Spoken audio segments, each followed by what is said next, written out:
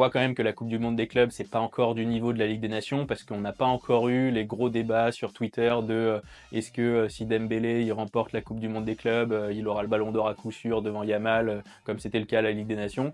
Là, il n'y a pas encore ça, donc ça veut dire que bon, on a encore un peu de marge pour vraiment faire gagner en notoriété la compétition. Et je rigole évidemment, mais blague à part, la compétition finalement, elle est quand même considérée par les joueurs maintenant. En tout cas, ça a l'air de l'être dans les discours, donc ça change vraiment de tout ce qui a été dit avant. Et même sur les médias, bah, on voit, ils commencent à couvrir vraiment la compétition, à faire un peu de contenu en amont.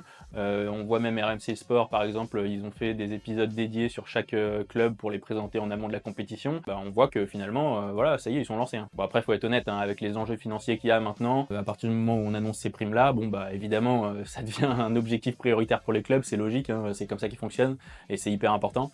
Donc, bah, finalement, c'est assez logique de voir un peu ce retournement de situation et ce nouveau mood autour de tout ça, quoi. Et à partir du moment où t'as les médias, où t'as les clubs, où t'as les joueurs bah, qui commencent à se mettre un peu dans le mood et puis à finalement être intéressés par la compétition, bon bah finalement tu ramènes les supporters assez rapidement là-dessus. Et je pense que la compétition elle va être vraiment suivie. Je sais pas si elle va être regardée vraiment de manière importante, notamment sur DAZN, mais en tout cas je pense qu'elle sera vraiment suivie.